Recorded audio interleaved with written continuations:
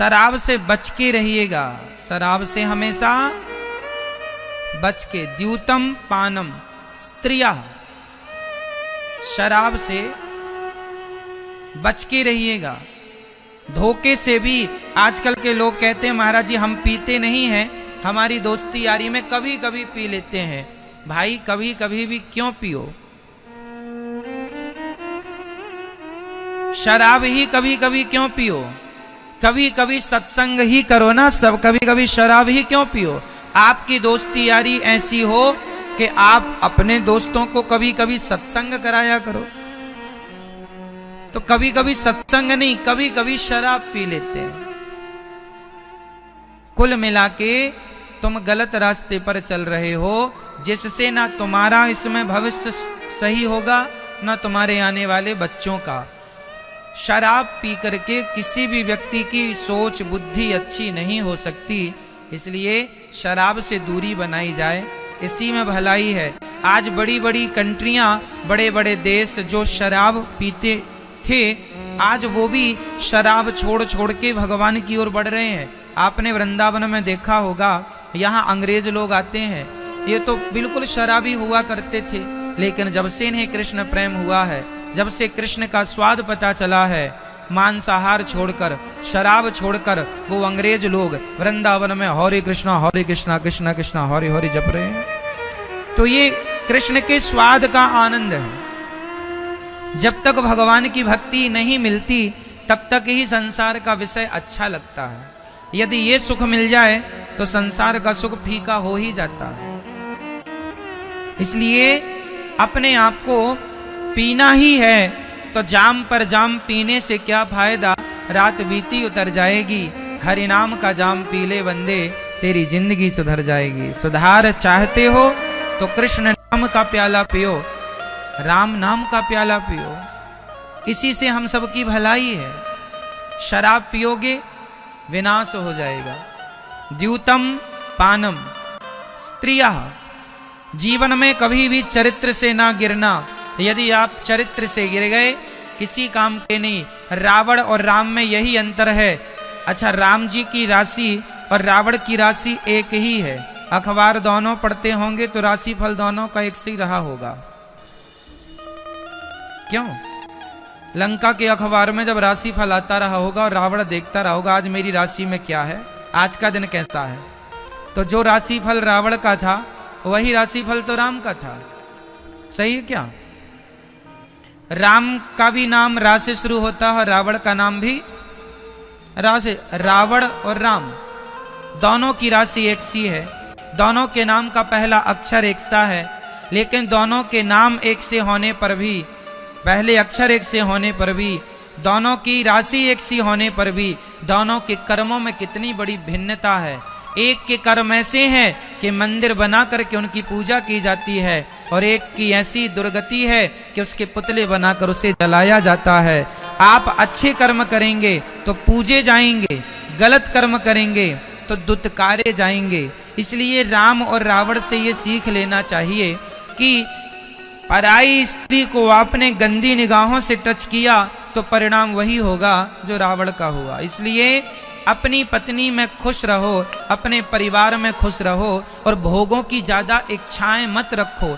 जितनी हो सके उन इच्छाओं को कंट्रोल करो, क्योंकि वो इच्छाएं एक दिन आपको ले डूबेंगी। तुम सोचो कि इतनी इच्छाएं हो रही हैं, चलो पूरी कर लेते हैं, तो पूरी करते करते तुम पूरे हो जाओगे, इच्छाएं पूरी नहीं होंगी। आज तक किसी की इच्छाएं पूरी हो गई हो तो मुझे बता दो। 80 साल की उम्र में भी इच्छाएं नहीं पूरी होती, अरे 90 साल की उम्र में भी इच्छाएं पूरी नहीं होती, और जिस दिन आदमी मरता है उसके एक दिन पहले भी उसकी इच्छाएं होती हैं। अर्थात विषय इतने प्रबल हैं, माया इतनी प्रबल है कि इससे पार पाना संभव नहीं है। कौन जीत सकता है? काम क्रोध को मैं नहीं जीत सकता। काम क्रोध लोभ, ये 3 चीजें बड़ी खतरनाक हैं। चौथा अहंकार। इसके लिए गोस्वामी जी लिख रहे हैं कि काम क्रोध मद लोभ सब, काम क्रोध मद लोभ सब नाथ नरक के पंथ सब परिहरि रघुवीर ही भजहु भजहि जेहि संत। सबसे पहली बात कही है काम। काम मतलब विषय वासना, भोग। ये जो काम वासना है ये आदमी की कभी पूरी नहीं होती। कितना भी भोग आदमी भोग ले फिर भी इच्छाओं का कोई अंत नहीं है। इसलिए आप कहें कि महाराज जी से भोग लें तब जाके तृप्ति हो जाएगी, ना, भोग लेने से तृप्ति नहीं होगी बल्कि बढ़ती जाएंगी इच्छाएं। इसलिए हमारे शास्त्रों में इसके लिए एक उपाय है, देख ना इंद्रियों के ना घोड़े बढ़े, इनमें संयम के हरदम ये कोड़े पड़े, अपने रथ को सुमार्ग लगाते चलो, मन से गोविंद गोपाल गाते चलो। क्या करना पड़ेगा? आप यदि रसगुल्ला रोज खाएं तो ज्यादा खाने से क्या होगा? क्या आपकी तृप्ति हो जाएगी उससे? ज्यादा खाने से थोड़ी देर के लिए पेट भरेगा। आज हमने खाए, आज के लिए अच्छा, कल फिर उसकी इच्छा होगी कि नहीं? चलो 2 दिन नहीं होगी, तीसरे दिन इच्छा होगी। इसके लिए क्या करें कि खाना तो है पर सीमित मात्रा में। रसगुल्ला खाइए, ये याद रखिए कि ज्यादा खाएंगे तो शक्कर की बीमारी, शुगर हो जाएगी। सही है क्या? ज्यादा आप रसगुल्ला खाओ, रबड़ी खाओ, मीठा खाओ, वो एक दिन बीमारी हो जाएगी और वो बीमारी आपके प्राणों का हरण कर सकती है। इसलिए खाइए, सीमित मात्रा में खाइए। इसलिए हमारे यहां शादी विवाह होता है हमारे हिंदू धर्म में। इसलिए पत्नी होती है, पति होता है कि पति पत्नी तुम दोनों अपने संसार के भोग भोग लो और देख लो अच्छे से कि इनमें कितना स्वाद है, कितना सुख है, देख लो। तुम अछूते ना रहो, देख लो, लेकिन देखकर उससे मन को हटाने की कोशिश करना, ना कि तुम उसमें और लिप्त हो जाना। यदि आप लिप्त हो गए तब तो आपकी गृहस्थी बेकार हो गई। आपने इतने रसगुल्ले खा लिए कि आपकी शुगर बढ़ गई और प्राण निकल गए, तब तो खाने का कोई हिसाब तो ठीक रहा नहीं। भाई साहब, ये क्या खाया, आपके मर ही गए। क्यों? सही है? अरे इतना खाओ कि उसका स्वाद भी आ जाए और बीमार भी ना पड़े। ये तो खाना खाना हुआ। समझ रहे हैं आप लोग? इसलिए भोगों को भोगना सही है परंतु सीमित। दाल में उतना ही नमक डालिए जितने में स्वाद बना रहे। ज्यादा डाल देंगे स्वाद बिगड़ जाएगा। आजकल के लोग समझते नहीं हैं कि गृहस्थी क्यों होती है। अरे गृहस्थी, पति पत्नी का संबंध केवल अच्छी संतान को प्राप्त करने के लिए होता है, केवल इच्छाओं की पूर्ति के लिए नहीं। पति पत्नी दोनों बड़े प्रेम से अपने मन को भोगों से हटाकर और भगवान में लगाएं और दोनों पति पत्नी भगवान की चर्चा करें, भगवान का चिंतन करें और भगवान की सेवा करते हुए अपना जीवन यापन करें और मरने के पहले पूर्ण रूप से अपने मन को भोगों से हटाकर भगवान में लगा दें। यही गृहस्थी की सफलता है, यही सार्थकता। लेकिन आजकल का गृहस्थी भक्ति प्रधान नहीं है, भोग प्रधान है। दिन रात उसके रोम रोम में भोग ही भोग समाये हैं। बस सोचता है तो केवल भोगों की बातें करता है, सोचता है। इसलिए गृहस्थी ईश्वर तक पहुंचाने का साधन है। गृहस्थी सही ढंग से निभ जाए तो तुम्हारे गृहस्थ जीवन में ही भगवान का दर्शन हो जाएगा। दशरथ जी और कौशल्या जी कौन थे? गृहस्थी थे या नहीं? दशरथ जी और कौशल्या जी कौन थे? गृहस्थ थे। उन्हें क्या जंगल जाना पड़ा भगवान के लिए? भगवान खुद गृहस्थ के घर आए। अरे गृहस्थ तो वो होता है जिसके यहाँ खुद भगवान या भगवान के भक्त का जन्म होता है। ये सदगृहस्थ होते हैं, है? गृहस्थी भक्ति प्रधान हो। जीवन की सार्थकता, जीवन का सार तत्व दोनों पति पत्नी एक साथ रहकर दोनों भगवान का चिंतन करके समझो कि जीवन क्यों मिला। तो काम, गलत ढंग से काम आपको नरक ले जाएगा।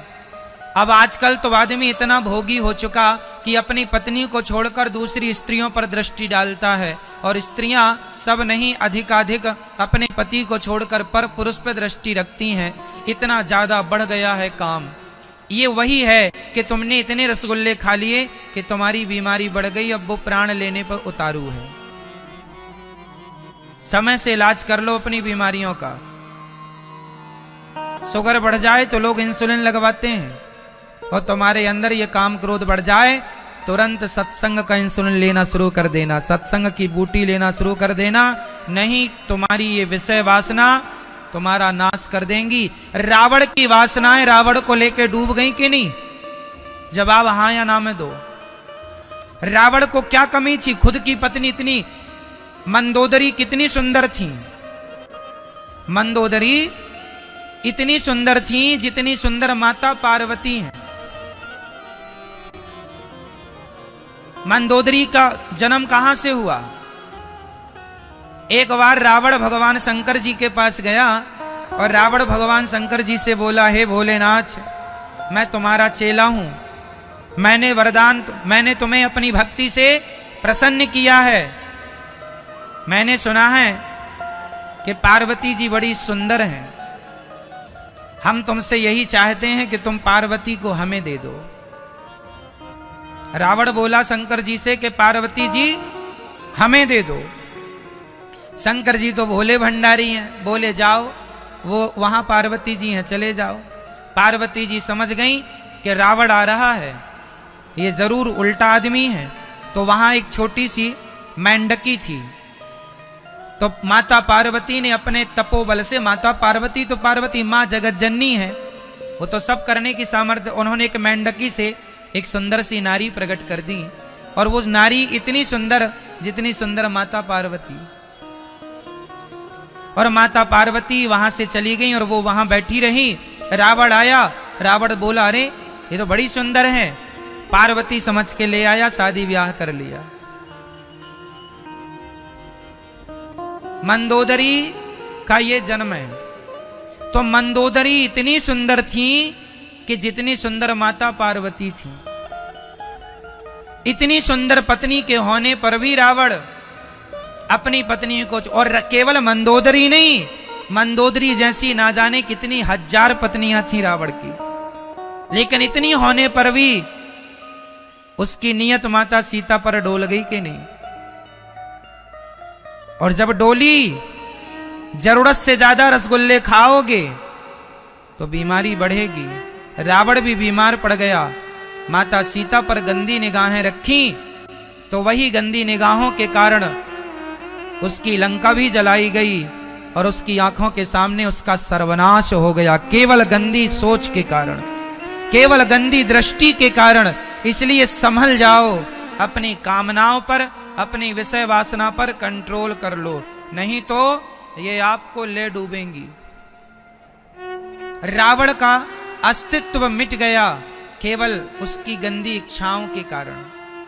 इसलिए गोस्वामी जी लिख रहे हैं, काम क्रोध मद लोभ सब नाच नरक के पंथ, ये नरक के द्वार हैं। समझ रहे हो ना भक्तों? अति सर्वत्र वर्जयेत, अति अमृत भी जरूरत से ज्यादा ना पी लेना। अमृत भी जरूरत से ज्यादा पी लोगे तो नुकसान हो जाएगा। किसी भी चीज की अति हानिकारक है। सही है क्या ये बात? इसलिए भोगी ना बनो, योगी बनो। गृहस्थ में भी रहकर पैंट शर्ट पहनकर भी तुम योगी बन सकते हो। भोगों से मन हटाकर भगवान में मन लगा देना, यही योग है, सबसे बड़ा योग यही योगी है। पैंट शर्ट पहनकर भी लोग साधु हो सकते हैं। साधु के लिए कपड़ा बदलने की जरूरत नहीं है, साधु के लिए तो मन बदलने की जरूरत है। केवल मन हट जाए, साधु हो गया। आपके कपड़े कैसे हैं कौन जानता है? हमें क्या करना कि आपने कपड़े कैसे पहने? आपका मन अच्छा होना चाहिए। कपड़े तो आपने जो पहने हैं अच्छे हैं, कई लोग कहते हैं साधु कपड़ा बदल लो, ऐसे कपड़े पहन लो भगवा हो गए ना जी। साधु का अर्थ कपड़ा बदलना नहीं, साधु का अर्थ है मन को बदलना। कहां से मन हटाना? काम से। कहां मन लगाना? काम से हटाओ, राम में लगा दो। कामनाओं से हटकर राम में लग जाए, काम कामना हो, राम राम हो। यही साधना है, यही योग है, यही तपस्या है। तो पहला है काम। और कलयुग का भी ये स्थान है, द्यूतम पानम स्त्रिया। चरित्र से गिरोगे, स्त्री पुरुषों में नजर जाएगी उल्टी सीधी, अपने आप तुम्हारा सर्वनाश हो जाएगा, जैसे रावण का हुआ। इसलिए चरित्र को भी संभाल के रखना, चरित्रवान बनना। शादी विवाह इसलिए होती है कि आप गृहस्थ में रह के गृहस्थ का सुख भी लें और एक दिन इस सुख से मन को हटाकर भगवान में मन लगाएं। यही जीवन की सार्थकता। समझ लो कि क्या रखा है इसमें।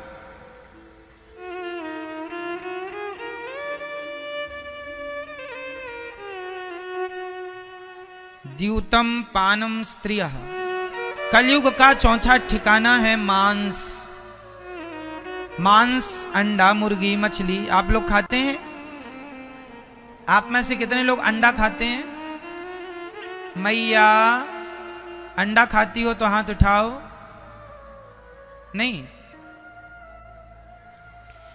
मांस नहीं खाना चाहिए। मांस खाना मतलब अपने धर्म को बिगाड़ना। अरे हमारे पास खाने को कितना बढ़िया। आज मुझे एक माँ, भूल गया अभी, माँ एक मिली मुझे, सवेरे बैठा था, माँ मिली, बोली महाराज जी मैं मांस खाती हूँ। मैंने कहा क्यों खाती हो मैया? बोले महाराज जी प्रोटीन मिलता है, मछली में बड़ा प्रोटीन होता है। हमने कहा माँ पढ़ी लिखी तो हो? हाँ हाँ महाराज जी पढ़े हैं, खूब पढ़े हैं। हमने कहा पढ़ी हो माँ तो आपको ज्ञान नहीं है? अरे मछली में प्रोटीन नहीं, मछली में प्रोटीन होता होगा पर मछली से ज्यादा प्रोटीन हमारी दालों में, हमारे अनाज में, हमारे दूध में, दही में, छाछ में, इनमें प्रोटीन होता है। दालों में कितना प्रोटीन होता है, कितनी चीजें हैं प्रोटीन के लिए। सोयाबीन तो प्रोटीन की खदान है, सोयाबीन प्रोटीन से भरा पड़ा है। 2 मुट्ठी प्रोटीन भिगा के और सोयाबीन की दाल खा लिया करो, या दाल में थोड़ा सा सोयाबीन डाल दिया करो फुला करके, प्रोटीन मिल जाएगा। अब बताइए, आप कहते हैं मुझे प्रोटीन मिले तो आप मछली मार के प्रोटीन लेंगे क्या? अपने स्वास्थ्य के लिए किसी की जान ले लेना, क्या ये सही है? मैं स्वस्थ रहूं इसके लिए मैं मछली को मार डालूं, क्या ये सही है?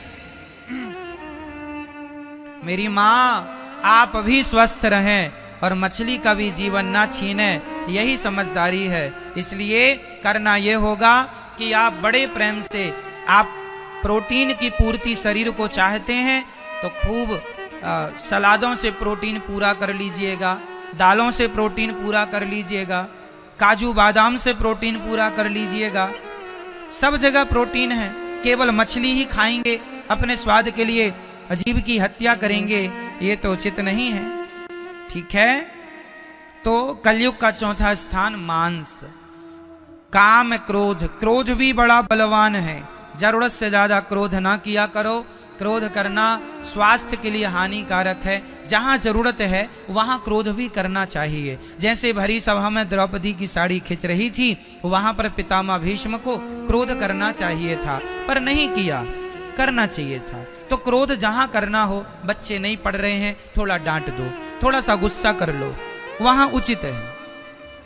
जहां जरूरत हो गुस्से की वहां क्रोध करना चाहिए। क्रोध करने से व्यवस्थाएं बनती हैं। क्रोध जो है व्यवस्था बनाने के लिए है, क्रोध व्यवस्था बिगाड़ने के लिए है ना? सही है मेरी माँ? क्रोध किस लिए होता है मेरी माँ? व्यवस्था को बनाने के लिए। बच्चे नहीं पढ़ रहे हैं, थोड़ा सा गुस्सा कर लो। कर्मचारी काम नहीं कर रहे हैं, थोड़ा सा गुस्सा कर लो, डांट दो थोड़ा, भाई काम ठीक ठीक से करो। यहां क्रोध ठीक है। अब आप बात बात पे गुस्सा करें और गालियां देने लगे, उल्टी सीधी बातें करने लगे, आप आंखों बैठे, ये तो आपकी समझदारी का परिचय नहीं है। तो काम में क्रोध मद लोभ, मद मीन्स अहंकार और लोभ मतलब लोभ जानते हैं, जरूरत से ज्यादा लोभ ना हो। सुखदेव भगवान कह रहे हैं मैया ओ मेरी माँ, नहीं हो रही है पंचायत आपकी पूरी, मैया बैठ जाओ मेरी माँ, थोड़ा शांति से बैठ लो, थोड़ा चुपचाप बैठे रहो मैया, शोर बिल्कुल ना करो। सुखदेव भगवान राजा परीक्षित से कहते हैं राजन, जिसे 7 दिन में मरना हो उसे श्रोतव्यः कीर्तितव्यश्च स्मर्तव्यश्चेच्छता भयम। ज्यादा से ज्यादा श्रोतव्यः, ज्यादा से ज्यादा सुना करो। अच्छा ये बताओ, ज्यादा बोलना सही है या ज्यादा सुनना सही है? क्या जो व्यक्ति ज्यादा बोलता है वो व्यक्ति सक्सेस नहीं हो सकता, वो सुखी भी नहीं हो सकता, वो शांति को भी नहीं पा सकता। ज्यादा बोलेगा तो कुछ उल्टी सीधी बातें निकल जाएंगी और झगड़े का कारण बन जाएगा। इसलिए ज्यादा बोलने वाला दुखी होता है और ज्यादा सुनने वाला सुखी होता है। इसलिए ज्यादा सुनने की आदत हो। इसलिए ईश्वर ने कान 2 दिए हैं और मुंह 1 दिया। कान कितने? सुनो ज्यादा और मुंह 1। सुनो ज्यादा बोलो कम। लेकिन हम उल्टा करते हैं, हम सुनते बिल्कुल नहीं है, बुलवाए जाओ। देखो ये देखो मैया बोलती जा रही है, प्रत्यक्ष को क्या प्रमाण चाहिए? कहने का अर्थ यह है हमने सुनना नहीं सीखा, हमने बोलना सीखा। आजकल की बहुएं ज्यादा से ज्यादा बोलती हैं। यदि ये सुनने ज्यादा लग जाएं तो झगड़ा ही ना हो। आजकल की सासें बोलती ज्यादा हैं, यदि ये सुनने लग जाएं तो झगड़ा ही ना हो। आजकल के बेटा बोलते ज्यादा हैं, ये सुनने लग जाएं झगड़ा ही ना हो। और आजकल के बुढ़े बोलते ज्यादा हैं, सुनने लग जाएं तो झगड़ा ही ना हो। विडंबना तो ये है आदमी सुनता बिल्कुल नहीं है, बोलता पूरा है। आप गलत ट्रैक पर खड़े हैं, गलत रास्ते पर हैं। सुनो सुनो ज्यादा से ज्यादा, देखो कि सामने वाले के मन में क्या है। सुनो, चलो भाई आप बताओ क्या कहना है, सुन लो।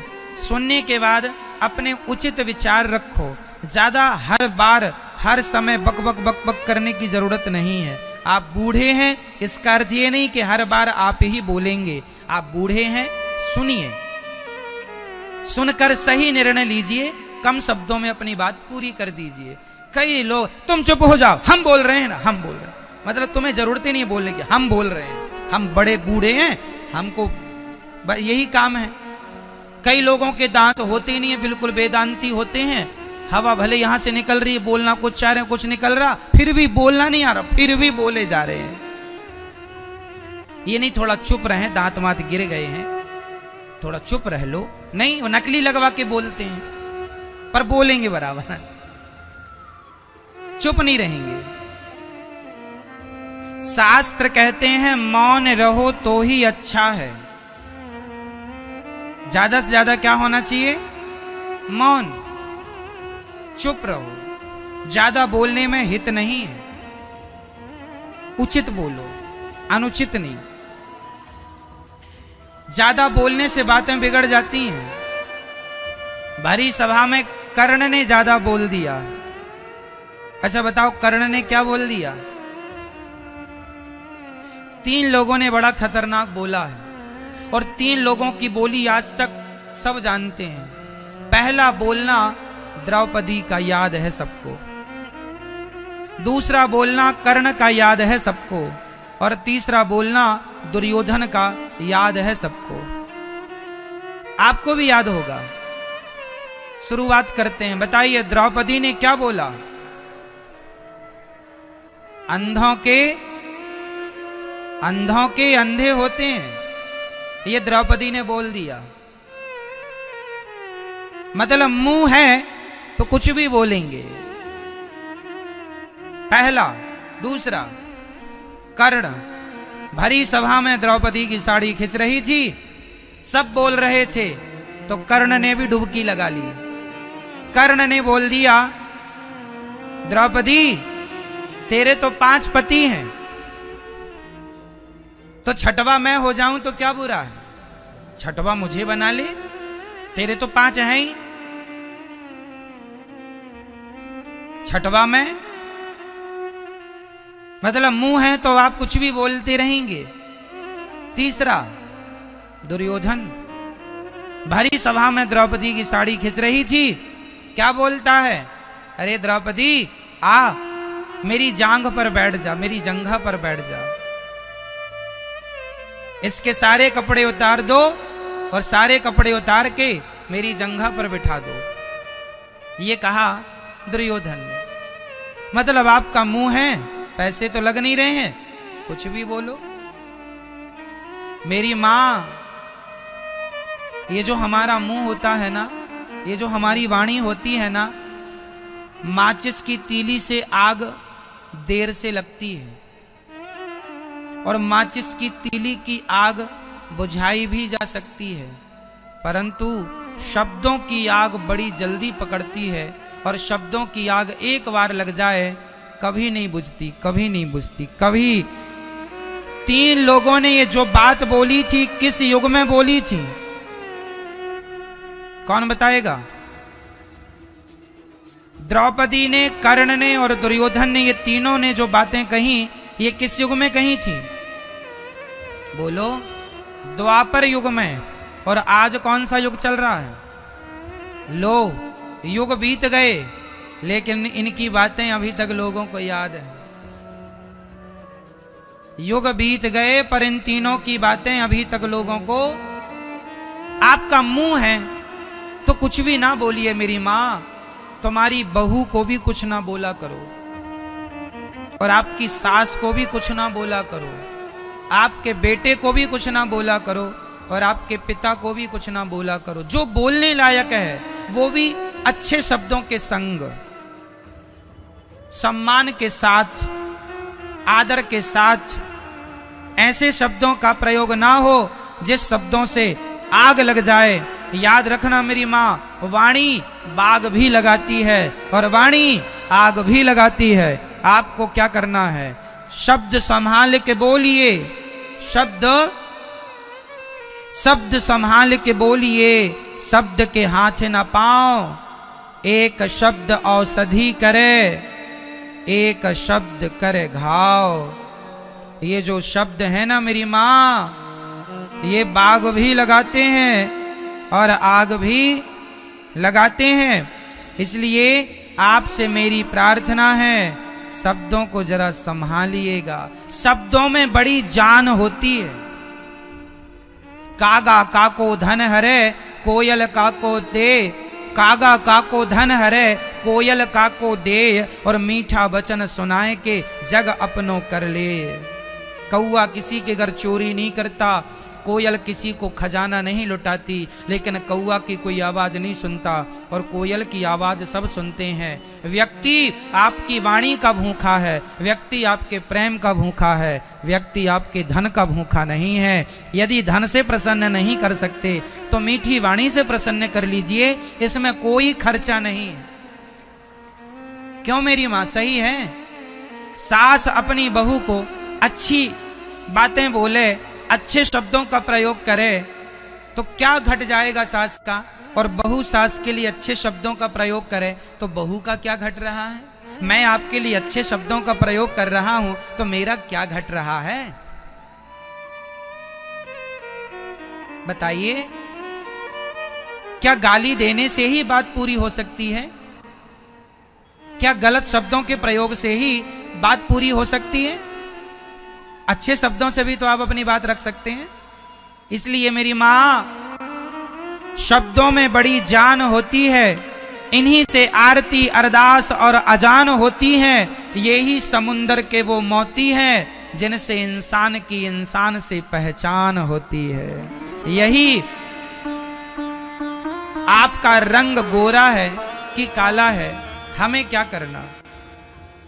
आप अच्छे दिख रहे हैं या अच्छे नहीं दिख रहे हैं, हमें क्या करना।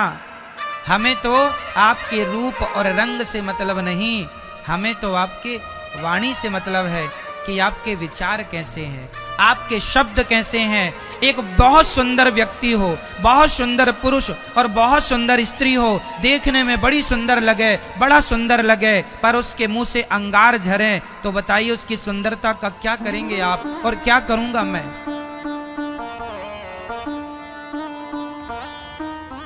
क्या करेंगे बताइए। इसलिए केवल रंग और रूप सुंदर ना हो मेरी माँ, रंग रूप के साथ यदि वाणी सुंदर है तो इसी को कहते हैं सोने में सुहागा है। शरीर भी, स्वरूप भी सुंदर है और वाणी भी सुंदर है। इसलिए वाणी भी सुंदर हो, स्वभाव भी सुंदर हो। व्यक्ति की कीमत स्वभाव से होती है, स्वरूप से नहीं। आपका स्वरूप बहुत अच्छा है पर स्वभाव बड़ा घटिया है, तो हम क्या करेंगे आपके स्वरूप का। बहुत सुंदर दुल्हन है, बड़ी गोरी है, बड़ी सुंदर है, विश्व सुंदरी है, पर पति को जूते से मारती है, पति को पीटती है। तो विश्व सुंदरी लाए हो भगवान तो पिटो।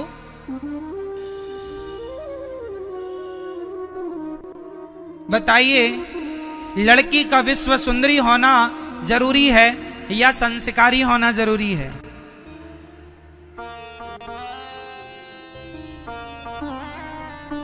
हमारी भाषा ही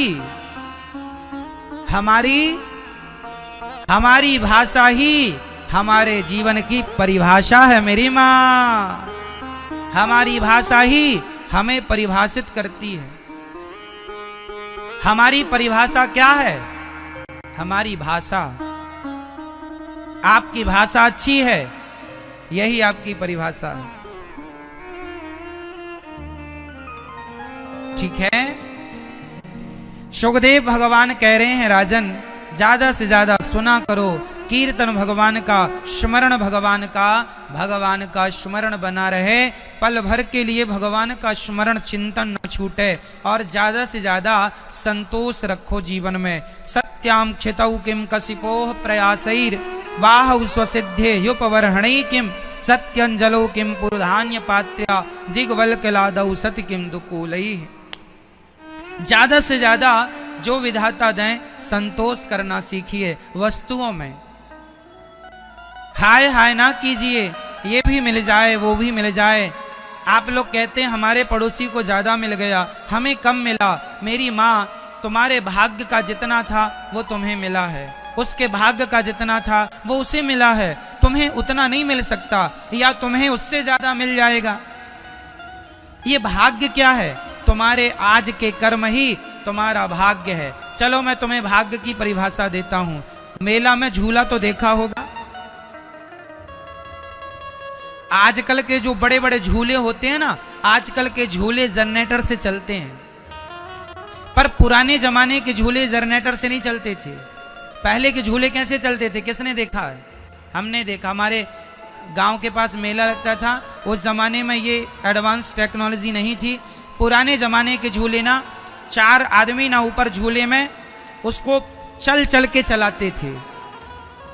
चढ़ जाते थे ऊपर और चलते रहते थे, ऐसे जैसे पैदल चल रहे हो, चलते और वो घूमता जाता। सही है क्या? पुराने जमाने के झूले हमें चलाना पड़ता, खुद को चलाना पड़ता। वो लोग खुद झूले वाले चलाते थे, उनका अभ्यास था।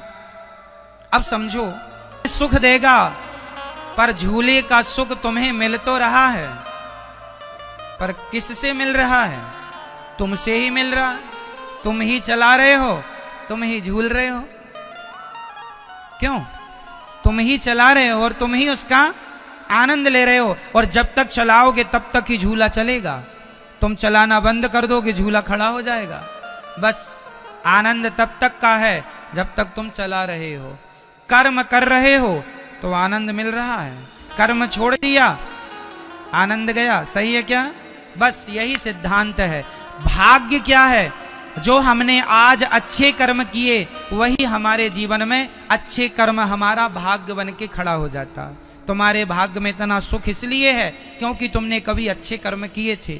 आज तुम्हारे भाग्य में इतना दुख इसलिए है तुमने कभी बुरे कर्म किए थे। वही कर्म तुम्हारे सामने सुख या दुख बन करके खड़े हो जाते हैं। अच्छे का अच्छा और बुरे का, पेड़ बोए बबूल का तो आम कहां से आए? जैसी करनी वैसी भरनी, आज किया कल पाएगा, चढ़ता सूरज धीरे धीरे ढलता है ढल जाएगा। ये सब कर्मों की खेती है भक्तों। तो कहने का अर्थ ये है कि आप प्रयास करिए, कर्म करिए, पर कितना मिलना है ये ईश्वर तय करेंगे। इसलिए किसी की संपत्ति को देखकर ईर्ष्या ना करो, द्वेष ना करो। तुम्हारे भाग्य का जितना था ईश्वर ने तुम्हें दिया, उसके भाग्य का जितना था ईश्वर ने उसे दिया। अब हम लोग क्या करते हैं? हम उसे देख देख कर जलते हैं। अरे उसे तो बड़ा ज्यादा मिल गया, हमें तो बिल्कुल नहीं मिला। हमारे पास तो साइकिल नहीं है, उसके पास तो कार है।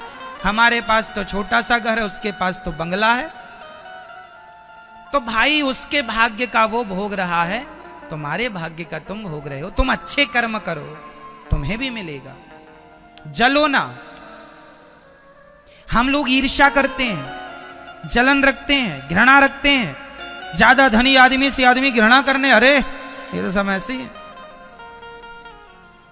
सबसे प्रेम करो, सब में ईश्वर का चिंतन करो। मेरे भाग्य का मैं खा रहा हूं, आपके भाग्य का आप खा रहे हैं। इस संसार में जितने लोग खा रहे हैं, जितने लोगों को जो कुछ मिल रहा है, वो तुम्हारे अपने कर्मों का फल ही तुम्हें मिल रहा है। को न काहू को सुख दुख कर दाता, निज कृत कर्म भोग सब भ्राता।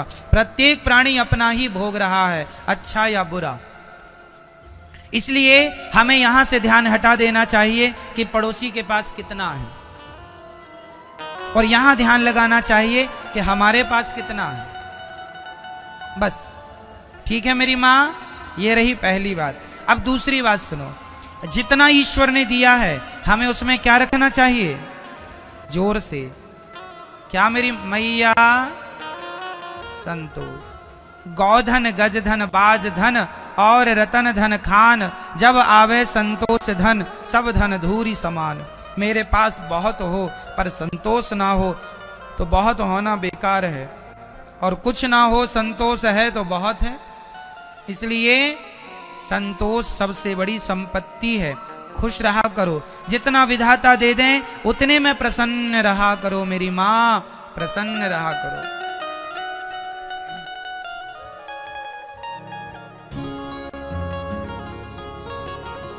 क्या रखना है हमें? हाँ, तो भगवान की जो मर्जी है उसमें प्रसन्न रहो, और सदा भगवान से कहो, करते हैं कान्हा तेरा हर पल शुक्रिया, खुशियाँ जो दी हैं उसका भी शुक्रिया। हम तेरा दिया खाएं, तेरा ही गुण गाएं। हम तेरा दिया खाएं, तेरा ही गुण गाएं। जीवन दिया जो उसका भी शुक्रिया, करते हैं कान्हा तेरा हर पल शुक्रिया। इसलिए करना क्या है ईश्वर का? क्या करना है ईश्वर का? धन्यवाद करना है। क्या भगवान से शिकायत करनी है? ईश्वर तुमने ये नहीं दिया, ईश्वर तुमने वो नहीं दिया।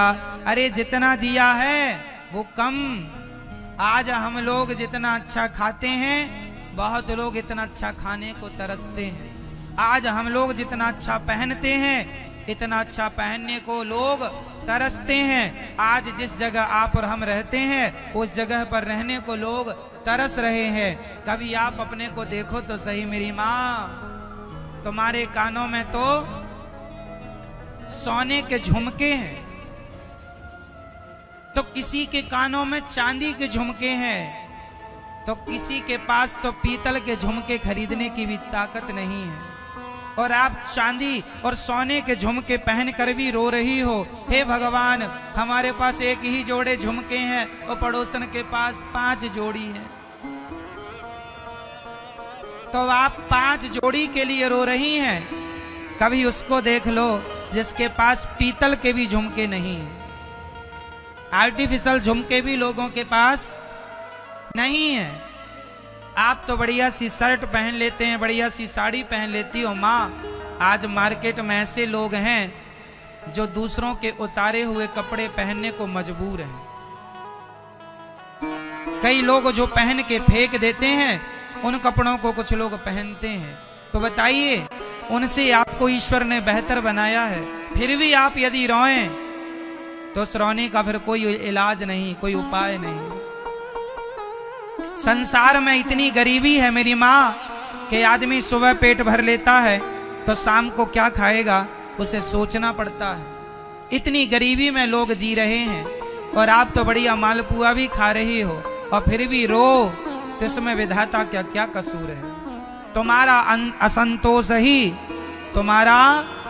असंतोष ही तुम्हारे दुख का कारण है। हमारा असंतोष ही हमारे दुख का, बोलो मेरी माँ, कारण है।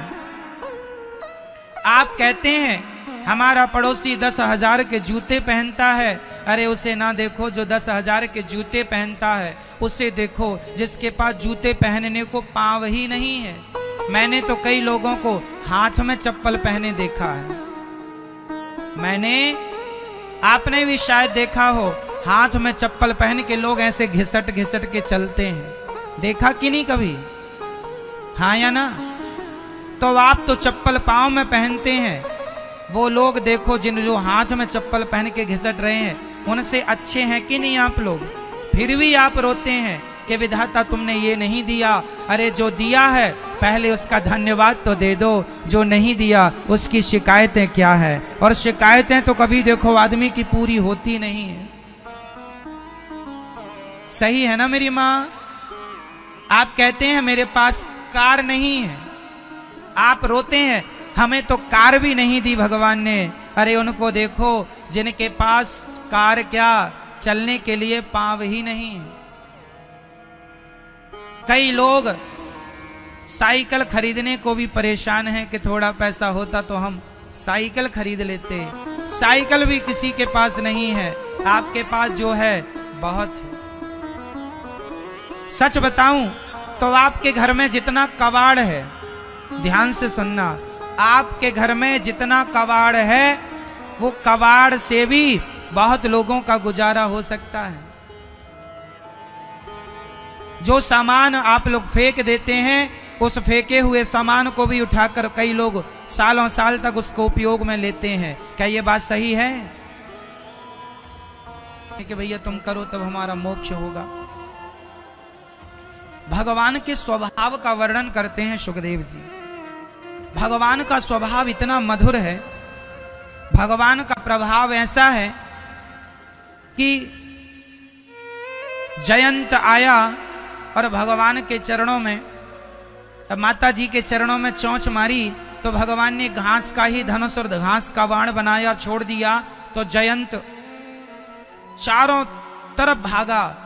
उसकी रक्षा भगवान के क्रोध से किसी ने ना की। ब्रह्मा जी के पास गया जयंत। ये जयंत कौन था? इंद्र का बेटा। इंद्र का जयंत ने माता सीता के चरणों में चोंच मारी थी। ये पता है आपको? जब राम जी वनवास में थे 14 वर्ष के लिए, ये तब की घटना है।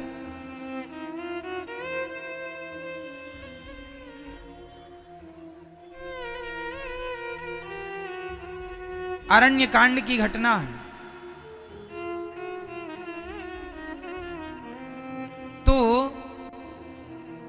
चौंच मार के भागा, भगवान ने बाण छोड़ दिया, धनुष बाण काय का तिनके का धनुष बनाया, बाण छोड़ दिया। राम जी का प्रभाव ना ब्रह्मा ना शिव किसी ने रक्षा नहीं की। ये भगवान का प्रभाव है कि भगवान यदि किसी पर हाथ उठा दें तो उसकी रक्षा त्रैलोक्य में कोई कर नहीं सकता। ये भगवान का है प्रभाव। ये भगवान का क्या, भगवान इतने प्रभावशाली हैं, रावण जैसे दिग्गज को भी चकनाचूर कर दिया कि नहीं। ये राम जी का क्या है प्रभाव। बिना खंबे का 1200 किलोमीटर का सेतु पुल बना दिया कि नहीं। क्या है ये राम जी का प्रभाव। प्रभाव ये है। अब करते हैं स्वभाव की बात। स्वभाव कैसा है कि विदुरानी के घर जाते हैं भगवान और खाने का कुछ नहीं होता, और विदुरानी प्रेम से भगवान को छिलके खिलाती हैं, फल फेंकती जाती हैं और छिलके खिलाती हैं, तो भगवान छिलकों का भोग लगा लेते हैं। ये भगवान का स्वभाव। प्रभाव ऐसा कि रावण जैसे हिल गए और स्वभाव ऐसा छिलके खाने लग गए। माता शबरी के जूठे बेर खाने लगे और सुदामा के कच्चे चावल खाने लगे। ये भगवान का क्या है, क्या है ये। और जयंत को कोई बचाने वाला ना मिला। ये क्या है भगवान का प्रभाव। अंत में माता सीता की शरण में जयंत आया तब भगवान ने उसे छोड़ा है। तो भगवान इतने प्रभावशाली हैं, पर स्वभाव इतना सरल है भगवान का। एक बार भृगु जी ने भगवान की छाती में लात मारी, पाद प्रहार किया छाती में। भगवान ने भृगु जी के चरण पकड़ के कहे, वाह भृगु जी, मेरी छाती बड़ी कठोर थी, आपके चरण बड़े कोमल थे, कहीं चोट तो नहीं आ गई। बताइए, आपकी छाती में कोई लात मारे और आप उसी से पूछें कि भाई आपको चोट तो नहीं आई। ये स्वभाव किसका हो सकता है। ये स्वभाव भगवान का हो सकता है। इसलिए स्वभाव ऐसा है और प्रभाव ऐसा। प्रभाव क्या है, एक उंगली से पहाड़ को उठा लेते हैं, इतना सा मुंह खोलते हैं और इतने से मुंह में पूरा ब्रह्मांड दिखाई पड़ता है माता यशोदा को। ये क्या है प्रभाव। और स्वभाव देखिए कि गोपियों के घर जा जाके मक्खन खाते हैं और गोपियां पकड़ती हैं तो भाग जाते हैं, पकड़ में नहीं आते। अरे मैया तेरे लाला ने माखन खाए लियो, सबरो माखन खाए लियो, या लाला ने। मैया बोली, चौरे लाला तेने माखन खायो ना। मैया मैंने माखन ना खायो। अब लो भैया, प्रभाव इतना है। और स्वभाव ये है कि भक्तों को सुख देने के लिए सबके घर जा जा के माखन खाते हैं। भगवान ने घर की सारी मटकियां तोड़ दी। मैया बोली, लाला तेने सारी मटकियां तोड़ दी, लाला तो को दंड देनो पड़े। भगवान को लाठी लेके छड़ी लेके मैया दौड़ी। भगवान भाग रहे हैं आगे आगे। मैया मत मारियो। जो भगवान के भय से ब्रह्मा भी थर थर कांपते हैं, वो भगवान माता यशोदा के भय से कांप रहे हैं। ये भगवान का स्वभाव है। भगवान अपने भक्तों की बड़ाई देते हैं, भक्तों को बड़ाई देते हैं। माँ यशोदा में कहाँ इतनी ताकत के वो परब्रह्म को पकड़ सके, मार सके, लेकिन प्रेम के आगे भगवान बिक जाते हैं। ये भगवान का स्वभाव है।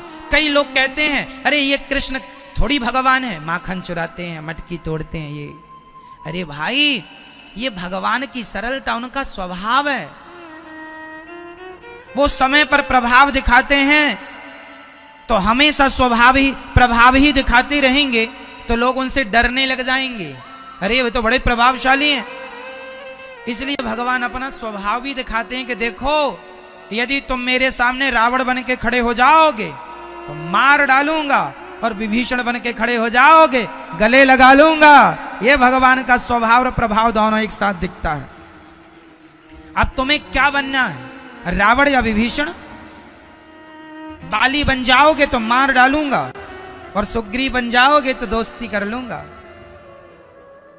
सुग्रीव को राजा बना। अच्छा, राम जी से जितने लोग मिले, जितने लोग दोस्ती किए, राम जी ने सबको राजा ही बनाया। विभीषण को राजा, सुग्रीव को राजा, अंगद को युवराज। भगवान अपने भक्त को सदा राजा ही बनाते हैं। ठीक है, तो भगवान का प्रभाव तो देखा।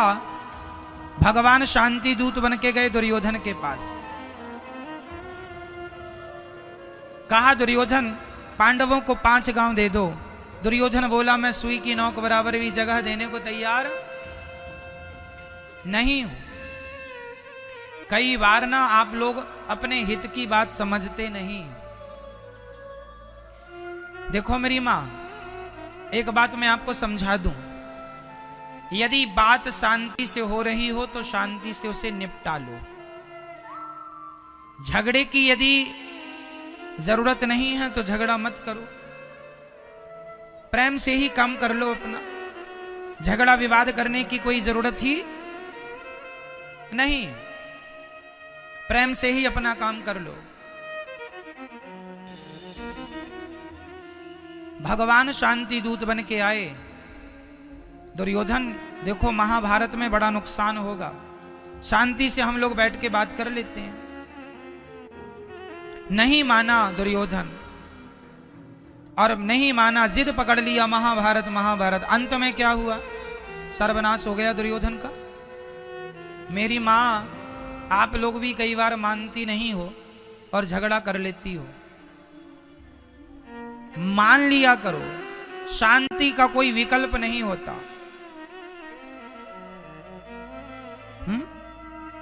शांति का कोई विकल्प नहीं। भगवान श्री कृष्ण शांति दूत बनकर गए, नहीं स्वीकार किया, बंदी बनाना चाहा। भगवान कृष्ण को दुर्योधन ने बंदी बनाना चाहा। तब माता गांधारी ने कन्हैया से कहा, कन्हैया मैं माफी मांगती हूं कि मेरे बेटे ने तुम्हारे साथ बड़ा अत्याचार किया, बड़ा गलत व्यवहार किया, आपको बंदी बनाना चाहा। तब भगवान ने माता गांधारी से कहा, माता माफी मांगनी ही है तो हमसे ना मांगो, अपने बेटे से माफी मांगो, दुर्योधन से माफी मांगो। गांधारी माता ने कहा, मैं दुर्योधन से माफी क्यों मांगूं? भगवान श्री कृष्ण ने कहा, माता इसलिए माफी मांगो कि तुमने सही वक्त पर सही संस्कार अपनी संतान को नहीं दिया। यदि दिया होता तो आज ये स्थिति ना उत्पन्न होती। इसलिए अपने बेटे से जाओ, माफी मांगो कि बेटा माफ कर दो, मैंने सही वक्त पर तुम्हें सही संस्कार नहीं दिए। जिस परमात्मा की आराधना करना चाहिए उसको तुम बंदी बनाने चले हो। इसलिए बार बार आपसे मैं कहा करता हूं, संस्कार देना बच्चों को, प्रॉपर्टी ना देना। संस्कार दे दोगे तो बच्चे प्रॉपर्टी बना लेंगे अपने से, और प्रॉपर्टी दोगे, संस्कार नहीं दोगे तो जो है उजाड़ देंगे मेरी मां, बर्बाद कर देंगे। इसलिए संस्कार देना जरूरी है, धन देना जरूरी नहीं है। और धृतराष्ट्र ने अपने बेटे को क्या दिया और क्या नहीं दिया? धृतराष्ट्र ने अपने बेटों को धन तो दिया परंतु संस्कार नहीं दिया। मैया, ओ मेरी मां, उतने दूर से चल के पंचायत करने यहां आई। मैया देखो, वहां चुपचाप बैठी थी, मन नहीं लगा। सखी यहां बैठी थी, अकेली बोर हो रही थी, तो उठ के यहां ही, चलो पंचायत यहां कर लेंगे। थोड़ा ध्यान दे दो मेरी मां।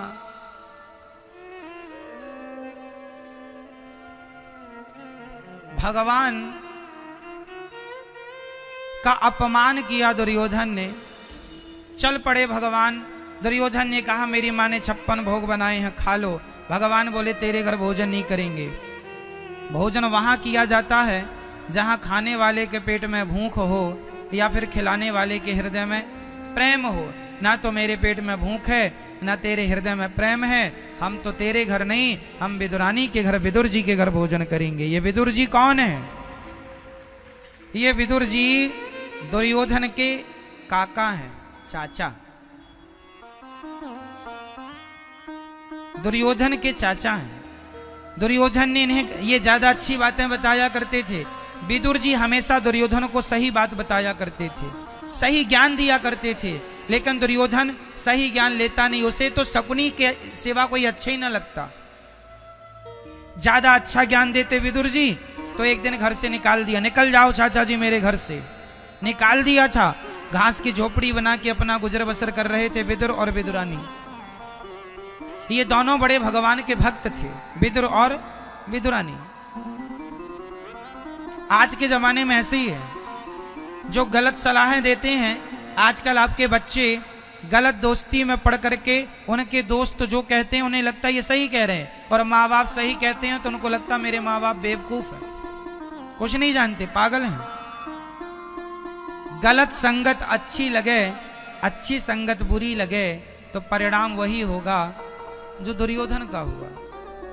आज की औलाद भी दुर्योधन के रास्ते पर चल पड़ी है।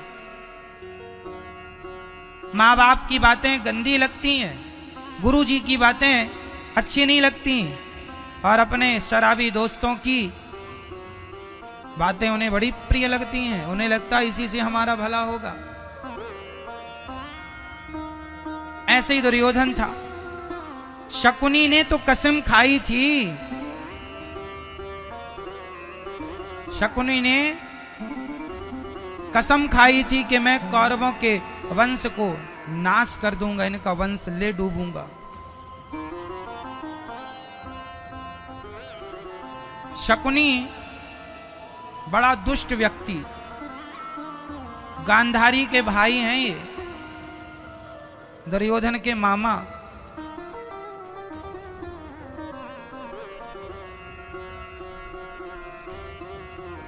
इसलिए शास्त्र बहुत कुछ समझाते हैं, समझ में आ जाए तो कल्याण है, नहीं परिणाम भी सामने है। भगवान ने विदुरानी के छिलके खाए और प्रेम को बढ़ावा दिया। भगवान वस्तु के भूखे नहीं, भाव का भूखा हूं मैं, भाव ही एक सार है, भाव से भजले मुझे तो भव से बेड़ा पार है। मैं भाव का भूखा हूं। भगवान ने भाव को प्रधान महत्व दिया है। भगवान किस चीज के भूखे हैं? भगवान से प्रेम करो। विधि और विधान भी हो ठीक है, पर प्रेम अनिवार्य है। कोई कहे कि पूजा महाराज जी मैं पहले फूल चढ़ाऊं भगवान को कि भोग लगाऊं, पहले चंदन लगाऊं कि पुष्प चढ़ाऊं, कोई बात नहीं, जो तुम्हारे हाथ में पहले आ जाए वही चढ़ा दो, लेकिन सब चीजों के प्रति प्रेम भगवान से हो। प्रेम है तो आपकी हर पूजा, हर पद्धति सही है, और प्रेम के बिना आप बिल्कुल सिस्टमैटिक भी करें तो बेकार है, क्योंकि प्रेम बिना सब सूना, प्रेम बिना सब बेकार। सही है।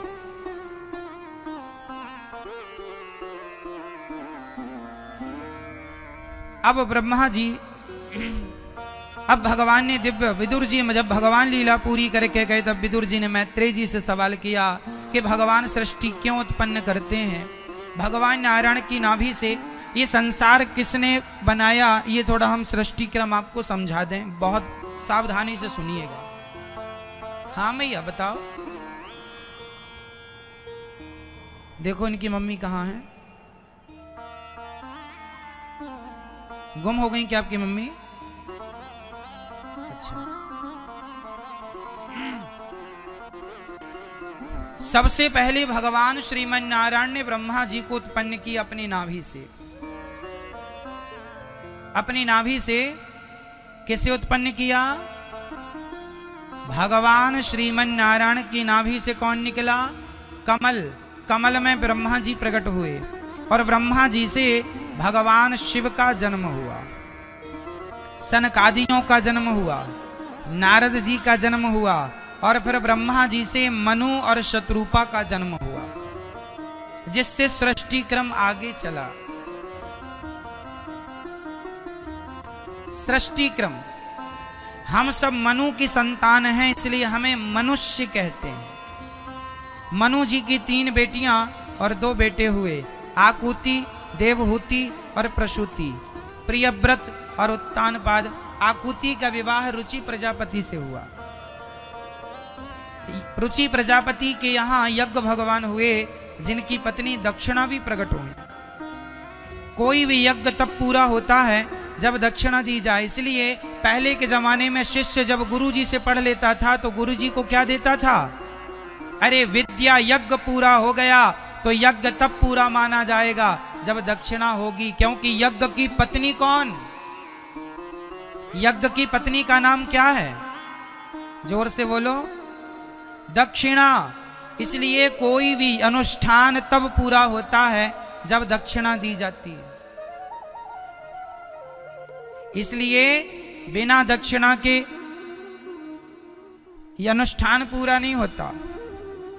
आजकल के जमाने में लोग शादी विवाह कराते हैं, पंडित जी को बुलाते हैं, पंडित जी रात भर मंत्र पढ़ पढ़ के शादी कराते हैं और सवेरे जब दक्षिणा देने की बारी आती है तो लोग क्या, अरे पंडित जी आप तो लूट रहे हैं, अरे पंडित जी आपने तो ठग लिया। लो भैया, तुमने 20 लाख दहेज मांगा तब तुम्हारा मुंह नहीं दर्द किया, तब तुमने नहीं ठग लिया। और पंडित जी ने विधि विधान से बढ़िया शादी विवाह पढ़ा और मंगल कामना की कि दुल्हा दुल्हन सदा गंगा यमुना की तरह अमर रहें, ये आशीर्वाद वरदान दिया। और फिर भी तुमने आरोप लगाया पंडित जी ने ठग लिया, लूट लिया। और दिया कितना? कई लोग 1100 देने में भी संकोच करते हैं। अरे जो उचित है वो देना चाहिए, वो भी श्रद्धा से देना चाहिए। विवाह भी एक यज्ञ होता है और वो यज्ञ बिना दक्षिणा के पूरा नहीं होता। वो विवाह विवाह नहीं माना जाता जिस विवाह में पंडित जी आके विधिवत पूजा ना कराएं और जब तक आप दक्षिणा ना दें तब तक विवाह पूरा नहीं माना जाएगा। कोई भी यज्ञ तब पूरा माना जाता है जब आप विधिवत ब्राह्मणों को दक्षिणा दें, तब वो यज्ञ, क्योंकि यज्ञ की पत्नी दक्षिणा है। क्योंकि यज्ञ की पत्नी दक्षिणा है। एक पंडित जी ही ऐसे होते हैं जो कहते हैं मंगलम भगवान विष्णु मंगलम गरुणध्वज। एक पंडित जी ही शादी विवाह में हजारों लोग आपके यहां आते हैं, रबड़ी रसगुल्ला खा के चले जाते हैं, पर सारी रात जागकर पंडित जी आपके लिए कामना करते हैं कि भगवान सदा ये दुल्हा दुल्हन की जोड़ी गंगा यमुना की तरह बनाए रखें, आपका मंगल हो दुल्हा दुल्हन, आपका कल्याण हो। ये वरदान पंडित जी देते हैं। सम्मान से उनकी मेहनत दो भैया, दक्षिणा दो और आशीर्वाद लो। और यदि आपको यही आरोप लगाना है कि लूट लिया पंडित जी ने, तो फिर बुलाया ही क्यों? अपने घर में बुला के किसी का अपमान करना ये तो ठीक संस्कार नहीं है। आपके घर में जो आया है वो ईश्वर है, ये मान लो। सब भगवान है। अतिथि देवो भव, अतिथि भगवान है, सम्मान करो, उनका आदर करो।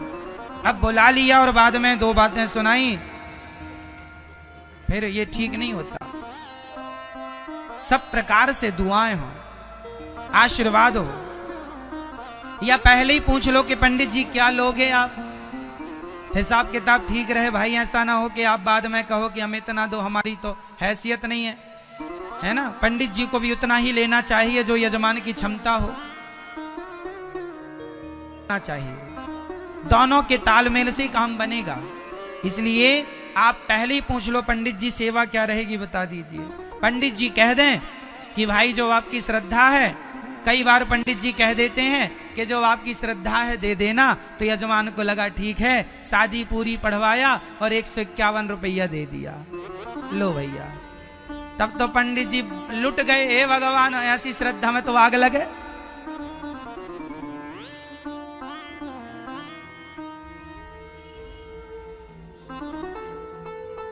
ऐसी श्रद्धा नहीं कि भैया, है ना, उसके भी पत्नी बच्चे परिवार है भैया, इसी से खा पी रहा है 2 रोटी। उचित होना चाहिए, ठीक है। ब्राह्मण का कर्म है। अरे भैया, आपके गांव में यदि एक ब्राह्मण है तो ब्राह्मण ही एक ऐसा आपके गांव में डॉक्टर होगा, एडवोकेट होगा। तो डॉक्टर होगा तो वो यही सोचेगा कि कोई बीमार पड़े तो मेरे घर आवे, एडवोकेट होगा तो यही सोचेगा केस बिगड़े तो मेरे घर आवे। एक पंडित जी ऐसे हैं जो चाहते हैं कि मेरे यजमान के घर उत्सव हो, बेटा बेटी का जन्म हो, उनके घर शादी विवाह की रस्म हो तो मुझे बुलाया जाए और मेरा कुछ दो पैसे का इंतजाम हो। एक अच्छाई सोचने वाला आपके लिए सदा के आपके घर कोई उत्सव हो, अच्छा हो, ये सोच केवल ब्राह्मण ही रख सकता है। ब्राह्मण क्या सोचता है कि आपके घर खूब पैसा आवे तब आप सत्यनारायण भगवान की कथा कराएं। यजमान के घर ज्यादा पैसा होगा तो यजमान सत्यनारायण भगवान की कथा कराएगा, हमें बुलाएगा, 100 200 500 रुपए देगा, हमारे बच्चों का भी गुजारा होगा। क्यों जी, सही है? एक ब्राह्मण ही ऐसा सोचता है कि आपके घर सदा के लिए विवाह। और दुनिया के लोग होते विवाह में भड़का देते हैं, नहीं जी ठीक नहीं है। दुनिया के लोग आग लगा देते हैं शादी विवाह में भी, हाँ या ना, भड़का देते हैं। एक पंडित जी ही सोचते हैं कि तुम्हारी बिटिया का विवाह जल्दी हो और हमें भी कुछ दान दक्षिणा मिले। ठीक है, लोभ तो देखो सबका जुड़ा है, पर ठीक है, सबकी दाल रोटी है इसलिए लोभ भी है।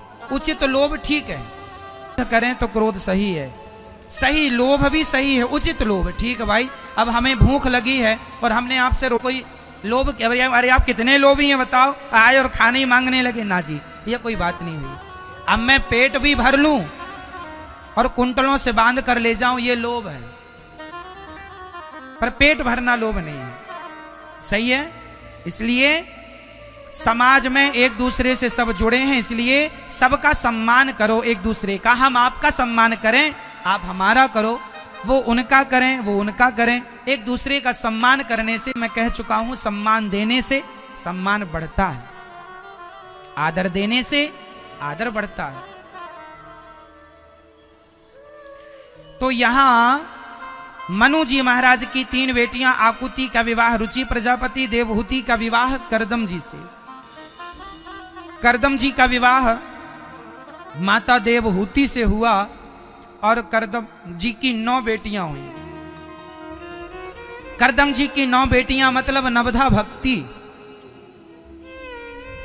9 बेटियां मतलब ये माता कला का विवाह मरीचि से, अनुसुईया माता का विवाह महर्षि अत्रि से, श्रद्धा माता का विवाह महर्षि अंगिरा से, हविर्भू का विवाह पुलस्त ऋषि से, माता गति का विवाह पुलह से, क्रिया माता का विवाह स्वामी क्रतु जी से, ख्याति का विवाह महर्षि भृगु से और माता अरुंधति का विवाह महर्षि वशिष्ठ जी से हुआ और अथर्वा ऋषि का विवाह माता शांति से। ये करदम जी की 9 बेटियां हुई देवहूति के गर्भ से। माता देवहूति कामक विमान सबसे पहले करदम जी ने बनाया। विमान का आविष्कार हमारे देश में पहला विमान करदम जी ने बनाया, जिसे कामक विमान कहते हैं। दूसरा विमान रावण के पास था, कुबेर का पुष्पक विमान। तीसरा विमान 1885 के कर रहे हैं। पहला विमान हमारे भारत में करदम जी ने बनाया। विमानों का उल्लेख हमारे वेद पुराण है। ज्ञान बड़ा कि विज्ञान बड़ा, कौन बताएगा? ज्ञान पहले आया कि विज्ञान पहले आया? जोर से, ज्ञान बड़ा या विज्ञान? ज्ञान। ज्ञान है पिता, पानी में बिजली है, ये है ज्ञान। पर पानी से बिजली प्रकट करके दिखाना, इसे कहते हैं विज्ञान। ये है विज्ञान।